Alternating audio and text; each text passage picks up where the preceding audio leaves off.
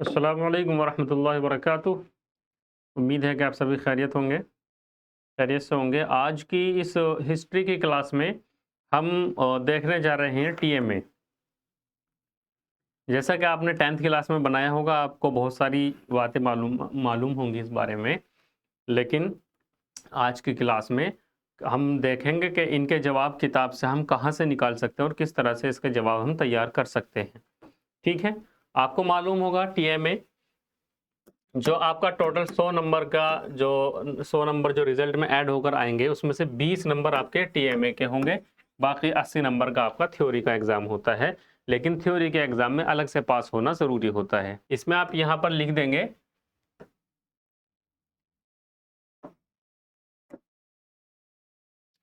अक्टूबर 2026, क्योंकि अब आप अक्टूबर के लिए ये टीएमए तैयार कर रहे हैं। एनरोलमेंट नंबर लिखेंगे उसी तरह से जो आपके आई कार्ड पर लिखा हुआ है। आपका नाम इंग्लिश में लिखेंगे, ये सारी एंट्री इंग्लिश में करनी है आपको। फादर नेम, क्लास आपकी सीनियर सेकेंडरी हो गई, मीडियम उर्दू मीडियम, इसके अलावा अगर आपका इंग्लिश या हिंदी मीडियम है तो इंग्लिश और हिंदी लिखेंगे यहाँ। और फिर उसी जबान में आप पूरा टीएमए उनके जवाब तैयार करेंगे। सब्जेक्ट आपका हिस्ट्री हो गया, सब्जेक्ट कोड 315। एआई नेम और एआई कोड, ये वो स्टडी सेंटर का नाम होता है जिसमें आपका एडमिशन हुआ है। ये आपको कहाँ मिलेगा? आपका जो आई कार्ड है उसमें नीचे की साइड आप देखेंगे एक ब्लू कलर की इस तरह से एक स्ट्रिप बनी होगी, उस पर एक कोड लिखा होगा 6 नंबर का और उसके बाद किसी इदारे का नाम लिखा होगा, स्कूल या मदरसे का नाम। वहां से आप ये स्टडी सेंटर का नाम लिखेंगे। ठीक है, ये हो गया आपका पहला सफ़ा तैयार। इसके बाद आप सवाल लिखेंगे और उसके जवाब लिखने शुरू करेंगे। जैसा कि आपको मालूम है, और हर सब्जेक्ट के टीएमए में 6 सवाल होते हैं और हर सवाल में एक सवाल का जवाब देना होता है। यानी हर सवाल में 2 ऑप्शन दिए जाते हैं आपको, जैसा कि आप यहाँ देख सकते हैं, ए और बी। इनमें से किसी एक का जवाब आपको देना है।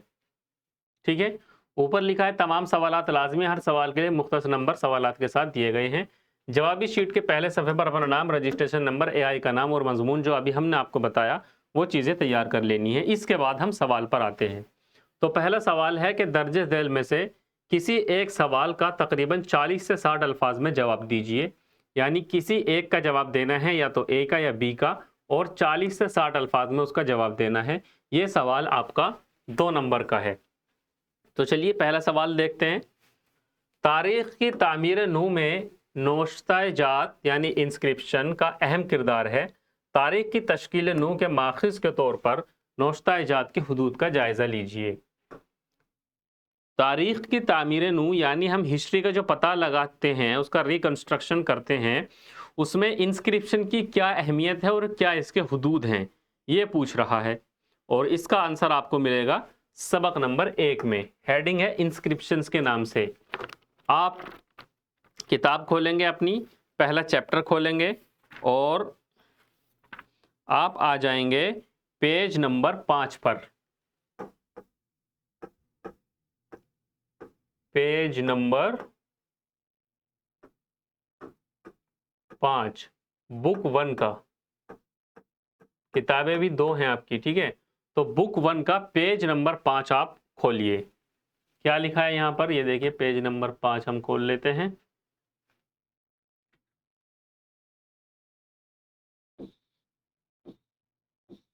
थोड़ा नीचे आइए, यहां हेडिंग है कुतबात।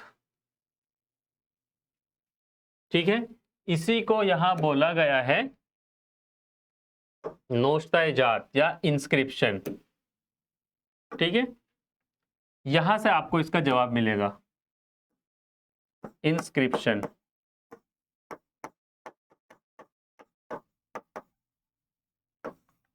क्वेश्चन नंबर 1 का ए पार्ट का जवाब आपको यहां मिलेगा इस हेडिंग में। इसको आप पढ़ेंगे पहले पूरे को, पूरी जो हेडिंग है ये टॉपिक है, उसके बाद इसका जवाब लिखेंगे। अब जब सवाल में पूछा क्या है, सवाल में पूछा है आपसे कि नोश्ता-ए-जात की हुदूद का जायजा लीजिए। हुदूद पूछी है इसमें। तो नीचे आइए थोड़ा, पेज नंबर 6 पर लास्ट वाला वो देखिए पैराग्राफ। तो आप यहाँ पहले एक सेंटेंस बनाएंगे, ताहम को छोड़ दीजिए। यहाँ से आप लिखिए कि तारीखी तामीर नू में कुतुबाती शहादत की कुछ कमियां हैं। मिसाल के तौर पर कभी कभी अल्फाज काफ़ी गैर वाज़ेह कुंदा होते हैं और इस तरह लिखावट मुबहम हो जाती है।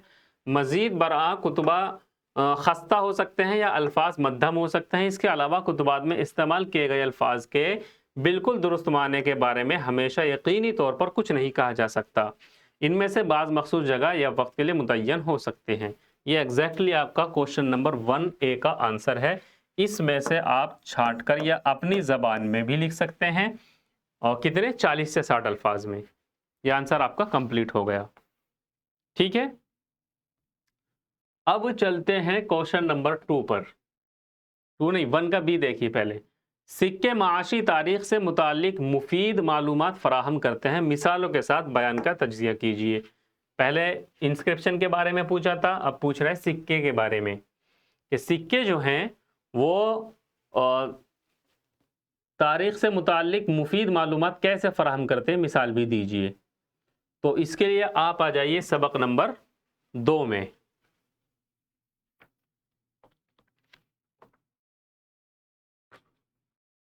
बुक 1 का सबक नंबर 2।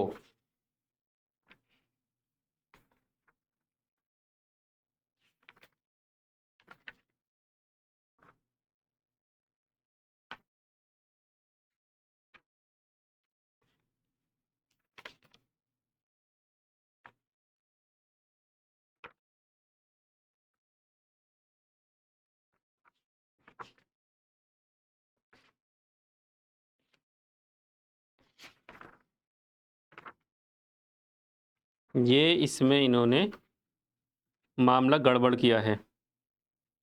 ये सबक नंबर 2 में आपको नहीं मिलेगा देखने को। इसका जवाब भी आपको कहाँ मिलेगा, सबक नंबर 1 में ही देखने को मिलेगा।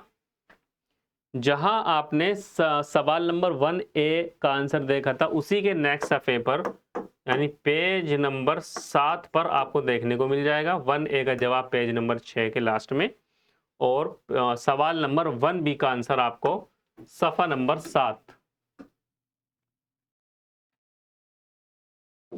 ये रहे हेडिंग, ये सिक्के।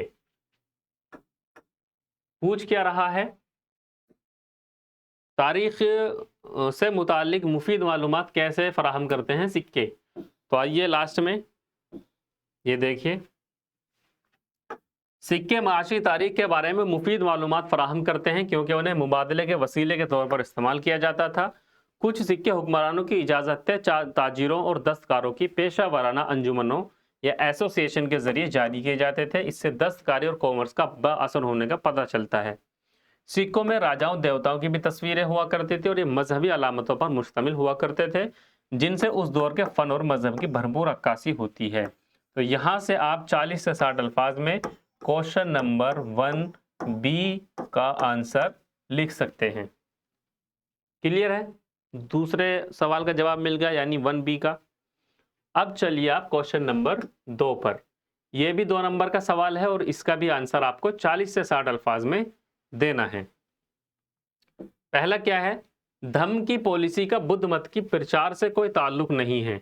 इस बयान की रोशनी में मौर्य सल्तनत को मजबूत और मुत्तहिद करने में धम्म की पॉलिसी के किरदार का तज्जिया कीजिए। मौर्य सल्तनत के बारे में जो उस वक्त में मज़ाहिब थे, आपका जैन धर्म और बौद्ध धर्म, उसमें से बौद्ध धर्म की पॉलिसी के बारे में पूछा है कि किस तरह से उसने मौर्य सल्तनत को मजबूत बनाने में अपना किरदार अदा किया। तो इसके लिए यहां लिखा है सबक नंबर 5। सबक नंबर 5 पर आ जाइए।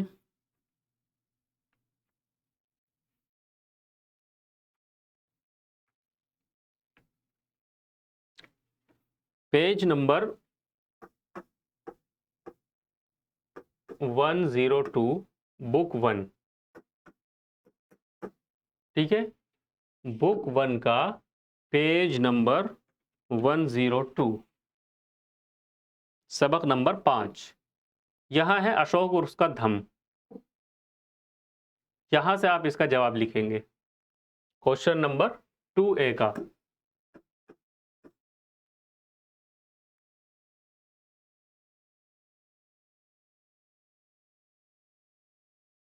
ये देखिए, अशोक हिंदुस्तान की तारीख में अजीम तरीन सम्राट समझा जाता है। इसकी तारीफ उसकी फौजी सरगर्मी के लिए इतनी ज़्यादा नहीं की जाती जितनी उसकी धम्म की पॉलिसी के लिए की जाती है। कुछ दानिश्वरों के मुताबिक अशोक बौद्ध मजहब का पैरोकार था और धम्म के जरिए उसने बौद्ध मजहब के उसूलों की इशाअत की। ठीक है,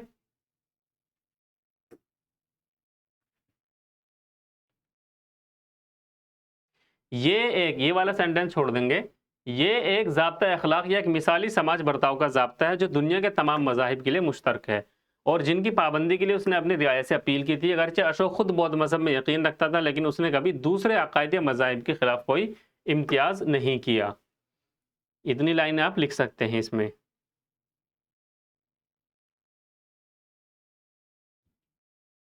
ठीक है,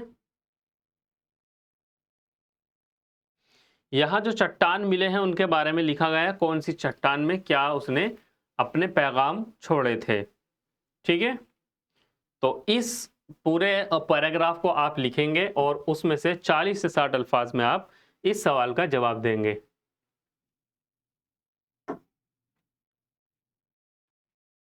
ठीक है, चलिए नेक्स्ट सवाल देखते हैं। सवाल नंबर 2B, क्या आपको लगता है कि कुरून वस्ता के इब्तदाई दौर में रोनुमा होने वाली समाजी व इक्तिसादी तब्दीलियों ने कुरून वस्ता के दौरान समाजी व इक्तिसादी तरक्की की रफ्तार को तश्कील दिया था? मिसालों से जायज़ा लीजिए। अब ये आ गए हैं सबक नंबर 8 में कि कुरून वस्ता में यानी वस्ती दौर में जो तब्दीलियाँ रोनुमा हुई, ठीक है, कौन सी तब्दीलियाँ? समाजी और इक्तिसादी। उसने तरक्की को कैसे रफ्तार दी, ये पूछ रहे हैं आपसे मिसाल के साथ। तो आप आ जाइए सबक नंबर 8 में। ठीक है, सबक नंबर 8, पेज नंबर बुक 1 का पेज नंबर 173।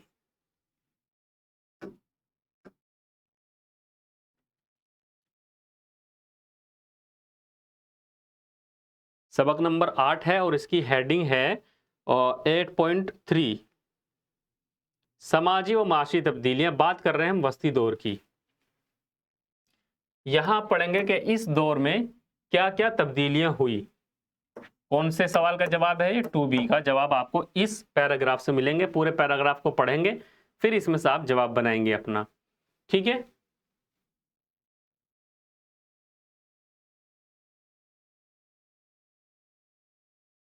यहां बताया गया है कि क्या क्या समाजी व इक्तिसादी तब्दीलियां आई वस्ती दौर में और उसके साथ ही किस तरह से फिर रफ्तार को, जो तरक्की है, तरक्की को रफ्तार मिली इन तब्दीलियों की बुनियाद पर।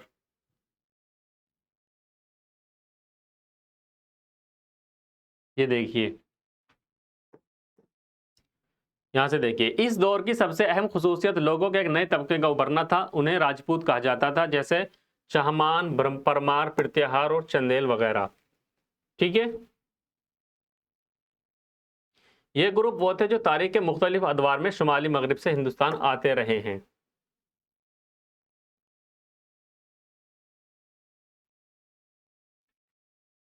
ज़मीनी अतियात में वसअत के साथ ज़रई बस्तियों की तादाद में भी इजाफा हुआ था। तब्दीलियाँ जो आ रही है उनके बारे में बात कर रहे हैं और किस तरह से उससे तरक्की हुई। नतीजतन मुतअद्दिद मकामी सरदारों ने आज़ाद इक़्तिदार कायम करने के लिए काफ़ी माली और सियासी ताकत हासिल करनी शुरू की।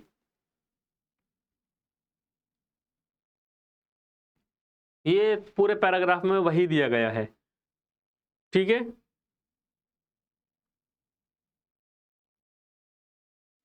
माशी तौर पर देखें तो ये तो आप यहाँ तक कर लेंगे। माशी तौर पर देखें तो ये जो मरहला है इसके बारे में माना जाता है कि तनज़्ज़ुली का शिकार था। मुबादले के लिए सिक्कों के ना पाए जाने और शुमाली हिंदुस्तान में शहरों की बदतर हालत से माशी तनज़्ज़ुली की शहादत मिलती है। लेकिन 1000 के बाद तिजारती सरगर्मियां बहाल होने का मुशाहिदा करते हैं। ठीक है, नए इलाकों में ज़मीनी एहतियात के सबब ज़रई सरगर्मियों में इजाफा हुआ। नतीजतन मुबादले के लिए अशिया की ज़ायद पैदावार हुई। बैनुल अक़वामी बहरी तिजारत में अहम किरदार निभाने वाले ताजिर की हैसियत से हिंदुस्तान के साहिली इलाकों पर अरब ताजिरों का आना शुरू हुआ। तो इस पैराग्राफ से आप सवाल नंबर 2B का जवाब निकालेंगे। इसके बाद आता है सवाल नंबर 3 का ए पार्ट। सवाल नंबर भी 3 ये भी 2 नंबर का है और उसी तरह से जवाब आपको 40 से 60 अल्फाज में देना है। पहला है, मुगल दौर में जमींदार सालिस किसानों पर गैर जरूरी बोझ डालते थे, क्या आप इस बयान से इत्तिफाक करते हैं? मिसाल के साथ वजाहत कीजिए। इसका जवाब आपको मिला है सबक नंबर 13 में, बुक 1 में ही है सबक नंबर 13 भी। और पूछ रहे हैं मुगल दौर में जमींदार किसानों पर गैर जरूरी बोझ डालते थे, और इससे आप इत्तिफाक रखते हैं या नहीं, उसकी वजाहत कीजिए।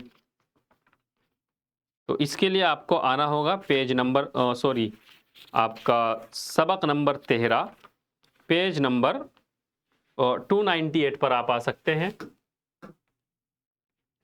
यहां हेडिंग दी हुई है, ये रही, मुहासिल की वसूली में जमींदार बिचौलियों का किरदार। जमींदारों के बारे में ही पूछा है, तो यहां से आप इस हेडिंग से पूरा पैराग्राफ पढ़िएगा, 3A का जवाब निकालेंगे। और किस तरह से आपको इसका जवाब लिखना है, एक नमूना में ये भी दिखा देता हूं आपको। 40 से 60 अल्फाज के बीच में, जैसे ये सवाल है, मुगल दौर में जमींदार किसानों पर गैर जरूरी बोझ डालते थे, इससे इत्तिफाक रखते हैं या नहीं। तो जवाब जिस फॉर्मेट में सवाल पूछा गया है उसी फॉर्मेट में आपको जवाब देना है। यहां पूछ रहे हैं आप इससे इत्तिफाक करते हैं, तो आपका जवाब भी इसी तरह से शुरू होगा, जी हां। मुगल दौर में जमींदारों जैसे बिचौलियों ने किसानों पर बोझ बढ़ाया। ये जमींदार रियासती मालिये के मुतालबे के साथ साथ काश्तकारों की पैदावार में 10 से 25% तक बराह रास्त हिस्सा भी लेते थे। किसानों को जमीन के लगान और बिचौलियों के हिस्से के अलावा तशखीस और वसूली की अखराजात पूरा करने के लिए इजाफी सेसेस भी देने पड़ते थे। इस शदीद ज़राई बोझ से किसानों में अदम इत्मीनान पैदा हुआ, जिसकी मिसाल औरंगजेब के दौर में जाटों, सिखों और मराठों की बड़ी बगावतें हैं। तो पहले सवाल समझना है, पूछ क्या रहा है, उसी के लिहाज से आपको उसको जवाब देना है। पूछ रहा है कि जो मुगलिया दौर में जो जमींदार टैक्स वसूल करते थे, उससे किसानों पर बोझ डालते थे, क्या आप इससे इत्तेफाक रखते हैं? आपने कहा हाँ। मिसाल के साथ जवाब दीजिए, वजाहत कीजिए। आपने फिर वजाहत की कि किस तरह से वो एक्स्ट्रा टैक्स वसूल करते थे जमींदार, और मिसाल आपने यहाँ दे दी कि औरंगजेब के दौर में जाट और सिखों ने बड़ी बगावतें की इसकी वजह से। ठीक है, तो ये हो गया आपका क्वेश्चन नंबर 3 का ए पार्ट। अब आते हैं बी पर। 18वीं सदी के हिंदुस्तान में समाजी जिंदगी माजी की मीरास का तसलसल थी, मिसाल के साथ बयान का तज्जिया कीजिए। क्वेश्चन नंबर 3B, और इसका जवाब ये बोल रहे हैं कि आपको मिलेगा सबक नंबर 15 में। ठीक है, तो सबक नंबर 15 ओपन कर लीजिए और पूछ रहे हैं माजी की मीरास का तसलसल थी। तो बुक 1 में ही आप आएंगे पेज नंबर 367 पर,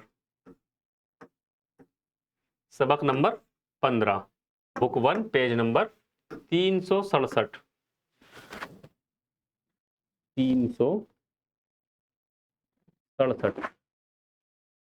ये रहा, समाजी सियाको सबाक के नाम से हेडिंग है। क्वेश्चन नंबर 3B का जवाब आपको इस पैराग्राफ से मिलेगा। सवाल क्या था? हिंदुस्तान में समाजी जिंदगी माजी की मीरास का तसलसल थी 18वीं सदी में। तो ये रहा, उसी सेंटेंस से जवाब यहां से शुरू हो जाएगा आपका, यहीं से बल्कि। ठीक है, 18वीं सदी के हिंदुस्तान में माजी की रिवायत के लिहाज से ही समाजी जिंदगी चल रही थी, यही सवाल था। और यहां से आप फिर 40 से 60 अल्फाज में इसका जवाब देंगे। आगे इसको एक्सप्लेन किया गया है। सदियों से पूरे हिंदुस्तान में समाजी सकाफत इत्तेहाद की कुछ हमगीर खुसूसियात के होने के बावजूद समाजी वज़न में कोई यकसानियत नहीं थी। मजहब, खित्ता, कबीला, ज़बान और तबके की बुनियाद पर समाज कसीर सतही शनाख्तों में बटा हुआ था। हिंदू सैकड़ों जातियों की बुनियाद पर तकसीम थे। ज़ात का फैसला पैदाइश की बुनियाद पर, बैन जाति शादियाँ और बैन जाति खाना पीना ममनू था। तो उसी तरह से जो 18वीं सदी का हिंदुस्तान है वो माजी की रिवायत के लिहाज से ही चल रहा था। ये चीज इसमें एक्सप्लेन की गई है। दोनों चीजें लिख देंगे, जरूरी नहीं एक साथ ही लिखे, आप एक दो सेंटेंस यहां तक ले लीजिए कि यहाँ हिंदू सैकड़ों जाति की बुनियाद पर तकसीम था, जात का फैसला पैदाइश की बुनियाद पर, और जी बैन जाति शादी, बैन जाति खाना पीना ममनू था। वैसे ही मुसलमान भी नस्ल, ज़ात, कबीले और हैसियत की सोच से मुतासिर थे। शिया और सुन्नी में बड़े मजहबी इख्तिलाफ थे। ईरानी, अफगानी, तुर्रानी और हिंदुस्तानी मुसलमानों में भी आपस में काफ़ी इख्तिलाफ थे। ठीक है, तो इस तरह से आप इसका जवाब तैयार करेंगे। 3 सवाल मुकम्मल हो चुके हैं हमारे।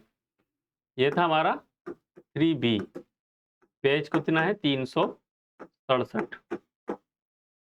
चलिए नेक्स्ट सवाल पर चलते हैं। तो ये 3 सवाल हो गए आपके 2-2 नंबर के, तो यहाँ 6 नंबर आपके मुकम्मल हो गए। इसके बाद जो चौथा सवाल और 5वां सवाल है, ये आपके 4 नंबर वाले हैं और इनके जवाब आपको थोड़ा लॉन्ग देना है, यानी 100 से 150 अल्फाज में लंबा करना है जवाब आपको। क्या है? फोर्थ का पहला ए क्वेश्चन, अक्सर ये ख्याल किया जाता है कि नौ आबादियाती इंतजामिया ने ज़राअत की तिजारती कारी की हौसला अफजाई की, जिसने हिंदुस्तानी कॉलोनी के कई इलाकों में किसानों की पोजीशन को बेहतर किया। मिसाल के साथ बयान की वजाहत कीजिए। ये बोल रहे हैं कि अंग्रेज़ों ने हिंदुस्तान में ज़राअत का क्या क्या तिजारतकारी की हौसला अफजाई की, जो कि किसानों की पोजीशन को बेहतर किया। मिसाल के साथ बयान की वजाहत कीजिए। तो इसके लिए आपको सबक नंबर 17 देखना होगा। अब सबक नंबर 17 के लिए आपको बुक नंबर 2 ओपन करनी होगी। पहली बुक में सिर्फ 15 तक ही सबक हैं, तो इसके लिए आप ओपन करेंगे बुक नंबर 2 और सबक नंबर 17 खोलेंगे। ठीक है, सबक नंबर 17 में आप यहाँ बुक नंबर 2 में आप आएंगे पेज नंबर 26। ठीक है, हम आते हैं बुक 2 में पेज नंबर 26। ये देखिए, यही पूछा गया था, ज़राअत को कॉमर्शियल बनाना। अंग्रेजों ने कैसे ज़राअत को कॉमर्शियल बनाया, उससे किसानों की हालत बेहतर हुई या नहीं, ये देखना था हमें।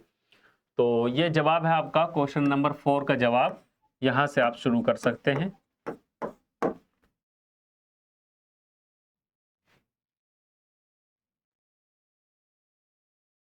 ये माना जाता है, ये लिख लीजिए आप, ये माना जाता है कि नौ आबादियाती इंतजामी हुकूमत ने ज़राअत के कॉमर्शलाइजेशन को फ़रोग़ दिया, जिससे हिंदुस्तानी नौ आबादी के बहुत से इलाकों में किसानों की हालत में सुधार आया।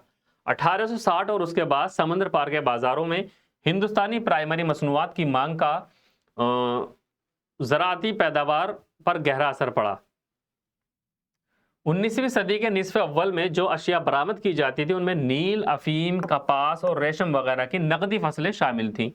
रफ्ता रफ्ता खाम जूट, ग़िज़ाई अजनास, तेल के बीजों और चाय ने नील और अफीम की जगह ले ली। ठीक है, तो इसका हमें कंक्लूजन लिखना है।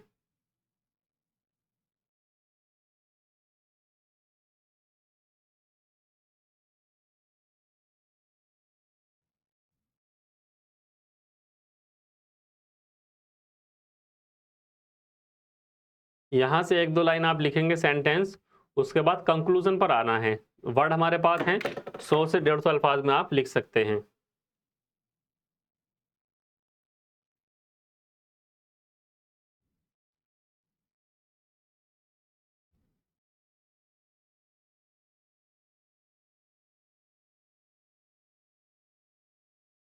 यहाँ ये वाला सेंटेंस ये वाला पैराग्राफ लिख सकते हैं आप।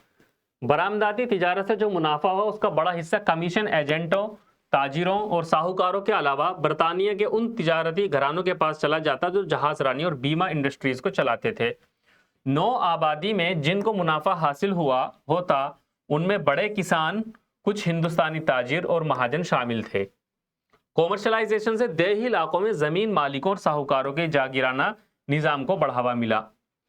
यानी जो इंडस्ट्रियलाइजेशन से किन लोगों को फायदा हुआ, किसानों को, इसमें बोला ना किसानों को फायदा हुआ, तो वो छोटे किसान नहीं थे, बड़े किसान, ताजिर, महाजन, जागीरदार, साहूकार, इन लोगों को फायदा हुआ।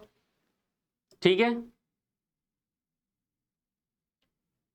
लेकिन मजदूरों के साथ इस्तेसाल हुआ और बंधनों में झगड़े और मजदूरी के जरिए इंजाम पाता था, क्योंकि ये काम, ये भी लिख सकते हैं, ये भी अच्छा पैराग्राफ दिया गया है। ठीक है, तो इस तरह से आप क्वेश्चन नंबर 4, कौन सा था ये, 4A, हाँ जी 4A का जवाब आपको आप इसमें से निकालेंगे। बहुत सारा मवाद है, 100 से 150 अल्फाज आपको सेलेक्ट करने हैं।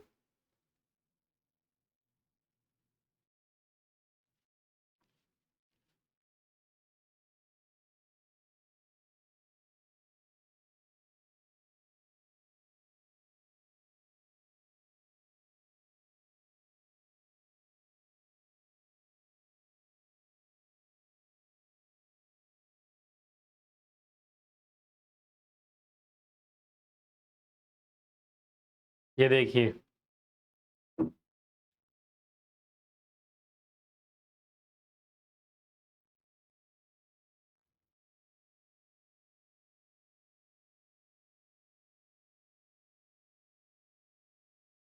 यहाँ से भी आप सेंटेंस बना सकते हैं इसमें से। ये काफ़ी अच्छा है। मशरक़ी हिंदुस्तान में जहाँ महसूल का मुस्तकिल तौर पर बंदोबस्त हो चुका था, उनमें हुकूमत ने ऐसे कदम नहीं उठाए क्योंकि वहाँ महसूल में मज़ीद इजाफे का कोई इम्कान ना था। ठीक है। कुछ इलाकों और ख़ास तौर पर पंजाब, यहाँ से लिखिएगा, कुछ इलाकों और ख़ास तौर पर पंजाब की नहरी इलाकों में बड़ी खुशहाली आई। यहाँ से लिख सकते हैं आप लास्ट में, रिजल्ट के तौर पर, नतीजे के तौर पर। बड़ी खुशहाली आई और ज़राअत का कॉमर्शलाइजेशन हुआ, लेकिन इस सब का दायरा उन किसानों की एक मुख्तसर सी तादाद तक महदूद रहा जो पहले से ही खुशहाल थे और पानी की ऊंची कीमत अदा कर सकते थे। इससे नकदी फसलों जैसे चीनी, कपास और गेहूं की खेती को बढ़ावा मिला। अलबत्ता दालों और बाजरा वगैरह की पैदावार में कमी आई। ठीक है। कहीं कहीं जैसे सूबा जात मुत्तहिदा में ये चीज़ मकामी हालत से हम आहंग ना हुई और वहां इससे दलदल और बहुत ज़्यादा खारीपन पैदा हुआ। ये यहाँ तक लिख सकते हैं आप। बहुत सारा मवाद है, एक बार पढ़िएगा पूरे इस टॉपिक को और वहां से आप इसका जवाब बहुत आसानी से निकाल सकते हैं। अगला सवाल है 4B। दौलत की निकासी के नजरिए ने नौ आबादियाती हुकूमत की खोखली माशी पॉलिसी को बेनकाब कर दिया। इस बयान को साम्राज्य की माशी असरात के तनाजुर में देखिए। साम्राज्य के माशी असरात के तनाजुर में दौलत की निकासी का नजरिया कहां मिलेगा? सबक नंबर 17। ठीक है, चलिए जहां अभी हम थे वहीं पर आ जाइए। सबक नंबर 17 ही चल रहा था। अब यहां आया है दौलत की निकासी का नजरिया। यहां से देखिए, दादा भाई नौरोजी, ये है पेज नंबर 31। अगर आपको 4B का आंसर आपको देखना है तो सबक नंबर 17 में बुक सेकंड में पेज नंबर 31 के बीच वाले पैराग्राफ पर आ जाइए। यहां लिखा हुआ है, कहां गया, दादा भाई नौरोजी ने दौलत की निकासी का नजरिया पेश किया। दौलत की निकासी का नजरिया, उनके मुताबिक हिंदुस्तान में गरीबी हिंदुस्तानी दौलत के बरतानिया की तरफ लगातार निकास की वजह से हो रही थी। क्या नजरिया था कि हिंदुस्तान की जो दौलत है वो लगातार अंग्रेज अपने मुल्क भेजे जा रहे हैं, यानी यहां से ड्रेनेज हो रहा है दौलत का, हिंदुस्तान से ड्रेनेज हो रहा है, ये नजरिया था।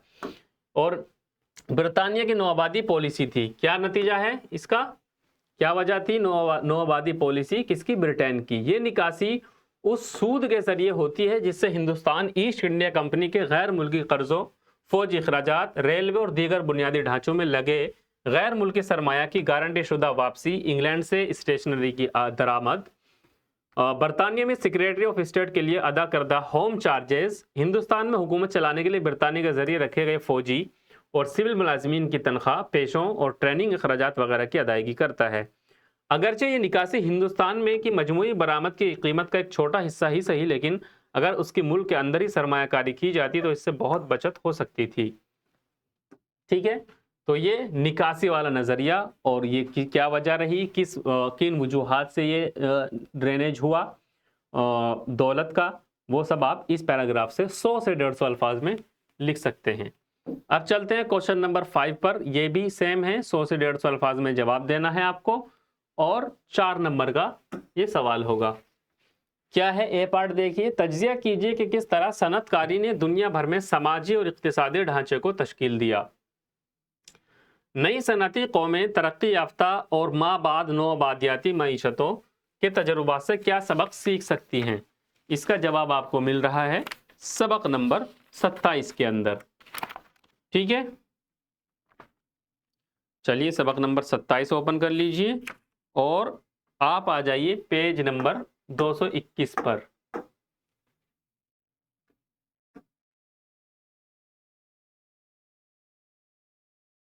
जो सबक नंबर 27 है, ये आपको पूरा लेसन पढ़ना पड़ेगा, तब आप इसका जवाब दे पाएंगे।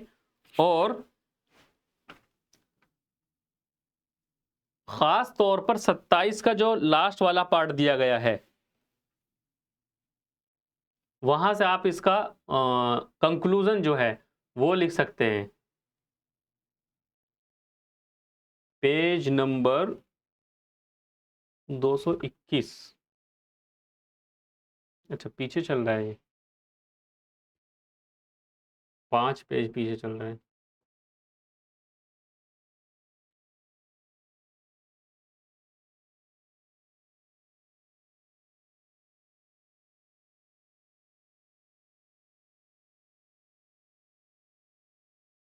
अच्छा, पीडीएफ में अलग दिया हुआ है, चलिए खैर।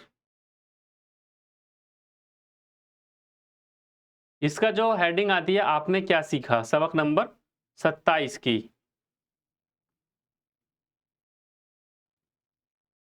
ये रहा। यहां से आप लिख सकते हैं इसका जवाब। 19वीं सदी 19वीं सदी में शुरू हुए समाजी अमल 20वीं सदी में किस तरह गहरे और तेज रफ्तार हो गए। उन्हीं अमाल में इंसानी मौत और पैदाइश की शरहों में तब्दीलियां आई। बेसिकली आपको पहला पूरा लेसन पढ़ना है, उसमें से फिर इसका जवाब तैयार करना है। किस तरह से तैयार करना है इसका नमूना आप यहां देख सकते हैं, सवाल नंबर 5A।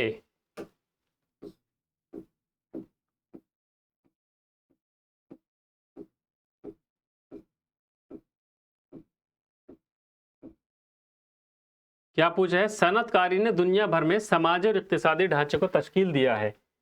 नई सनती कौमें तरक्की याफ्ता और माबाद नौआबादियाती माईशतों के तजुर्बा से क्या सबक सीखती हैं? तो सबसे पहले कि सनतकारी ने दुनिया भर में समाजी और माशी ढांचे को कैसे तश्कील दिया। ज़री मईशत से सनती मईशत की तरफ मुंतकली हुई, अर्बनाइजेशन को फ़रोग मिला। ठीक है, आबादी की नकल मकानी बढ़ी, पैदावार का मरकज देहात से शहरों की तरफ मुंतकिल हुआ, जदीद तबकाती समाज वजूद में आए। क्या क्या चेंजेस हुए वो आपको यहाँ दिए गए। दूसरा जो उसमें पूछी गई है, तरक्की याफ्ता और नौआबादी मईशतों के तजुर्बात। तरक्की याफ्ता ममालिक ने सनतकारी ने फलाही रियासत, समाजी तहफ़्फ़ुज़, तकनीकी तरक्की को जन्म देना, जबकि नौआबादियाती मईशतों में ये अमल अक्सर गैर मुतवाज़िन रहा। ठीक है, तो उन्होंने क्या सबक सीखा, ये रहे। नए सनती ममालिक को चाहिए कि वो जामे सनती पॉलिसी अपनाएं, तालीम व महारत में सरमायाकारी करें, शहरी मनसूबा, यानी क्या क्या सबक वो इससे सीख सकते हैं। जो 3 चीज़ें पूछी गई हैं, वो तीनों चीज़ें किस तरह से इस जवाब में शामिल की गई हैं, ये आप देख सकते हैं। तो इस तरह से आप जवाब तैयार करेंगे। तो अब चलते हैं हम अपने सवाल नंबर 5B। डीकोलोनाइजेशन के बारे में पूछा है कि किस तरह से आलमी सियासी कुव्वतों ने डीकोलोनाइजेशन को मुतासिर किया। इसका जवाब आपको मिलने वाला है सबक नंबर 26। सबक नंबर 26 के यहां देखिए कौन सा पेज है,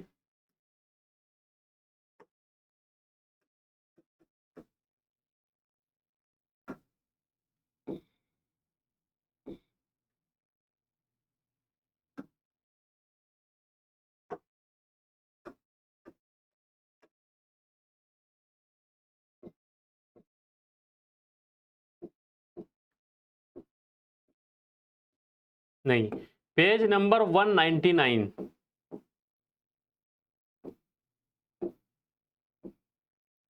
यहां हेडिंग है डीकोलोनाइजेशन एंड ग्लोबल पॉलिटिक्स, नौ आबादियात का खात्मा और आलमी सियासत। क्वेश्चन नंबर 5B का जवाब आपको इस हेडिंग से मिलने वाला है। इसको पहले पूरा पढ़िएगा कि यहाँ बताया गया है कि ग्लोबल पॉलिटिक्स या आलमी जो ताकतें थी उस वक्त में, उन्होंने डीकोलोनाइजेशन को किस तरह से मुतासिर किया, एक दो मिसाल आप लिख सकते हैं। जैसे यहाँ दी गई है बहुत सारी, शुमाली फ्रांसीसी की, और आप लिखेंगे यहाँ हिंदुस्तान की लिख सकते हैं। बरतानिया ने 1942 के हिंदुस्तान छोड़ो तहरीक के दौरान हजारों हिंदुस्तानियों को जेल में डाल दिया। और ठीक है, साबका बरतानवी राज के कुछ पड़ोसी खित्तों यानी सैलून, मौजूदा श्रीलंका और बर्मा की आज़ादी थोड़े तशद्दुद के बाद ही हासिल हो गई थी। आज़ादी या खात्मा नौआबादियत के अमल का बड़ा ताल्लुक सर्द जंगी सियासत से भी था। सर्द जंग से मतलब 1945, ये छोड़ दीजिएगा। पहली दुनिया रियासत हाई मुत्तहिदा अमेरिका की ज़ेर क़यादत थी और वो सरमायादाराना जमहूरियत की हामी थी, जबकि दूसरी दुनिया के निज़ाम का नुमाइंदा मुल्क सोवियत यूनियन और दीगर उभरती हुई रियासतें थीं। ठीक है, कोरिया और जापान के एग्जाम्पल यहाँ लिख सकते हैं आप। तो इस तरह से क्वेश्चन नंबर 5B का जवाब आप तैयार करेंगे पेज नंबर 199 से, बुक सेकंड का पेज 199। ठीक है, अब चलते हैं क्वेश्चन नंबर 6 और अपने आखिरी सवाल की तरफ। ये 6 नंबर का सवाल है। इसमें क्या करना होता है, एक प्रोजेक्ट तैयार करना होता है। 2 ऑप्शन दिए गए हैं, जो आपको आसान लगे वो कर लीजिएगा। पहला है 12वीं से 18वीं सदी के दौरान हिंदुस्तान में इलाकाई रियासतों के ज़ुहूर का मुताला करें, अपने मुताले की बुनियाद पर दर्ज झेल की फहरिस्त तैयार करो। रियासतों के ज़ुहूर का मुताला करना है और फहरिस्त तैयार करनी है दर्ज झेल चीज़ों की। इक़्तिसादी तब्दीलियाँ, कौन कौन सी इक़्तिसादी तब्दीलियाँ आई, क्या समाजी तब्दीलियाँ आई, क्या सियासी तब्दीलियाँ आई। काफ़ी आसान है, बहुत आसानी से कर सकते हैं आप इसको। या फिर दूसरा देख लीजिए, 19वीं सन 1900 में दुनिया, 19वीं सदी की मीरास, इसका मुताला कीजिए और मुताले की बुनियाद पर दर्ज झेल सवाल के बारे में लिखिए। क्या क्या सवाल पूछे गए हैं। 1900 में दुनिया के मुख्तलिफ खित्तों में आबादी के नमूनों का तसव्वुर कीजिए। तवानाई और वसाइल के इस्तेमाल के जदीद नमूनों को तसव्वुर कीजिए।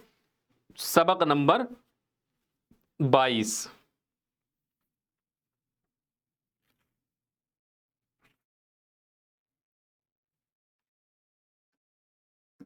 बुक सेकंड,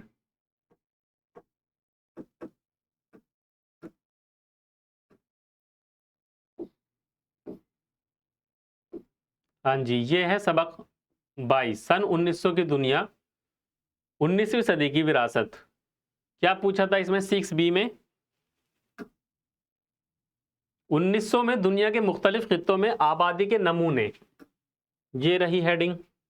यहां से आसानी से तैयार कर सकते हैं आप। आलमी आबादी सन 1900, structure of world politics, world population 6B। ठीक है, लेकिन ये आपको तैयार करना है प्रोजेक्ट के तौर पर। तो आबादी वाला सवाल आप यहां से निकाल लेंगे। और दूसरा कौन सा था, तवानाई और वसाइल के इस्तेमाल की जदीद नमूनों का तसव्वुर कीजिए। तवानाई के जदीद नमूने, आगे ही आ जाइए इसी लेसन में, ये हेडिंग छोड़ दीजिएगा।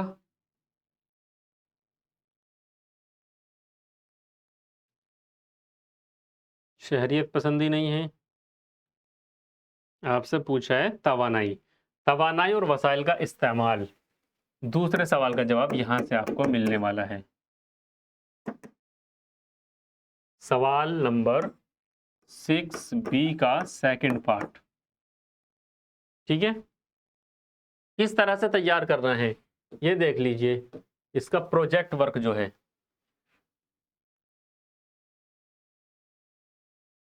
इसका नमूना मैं आपको दिखाना चाह रहा हूं। 1 मिनट,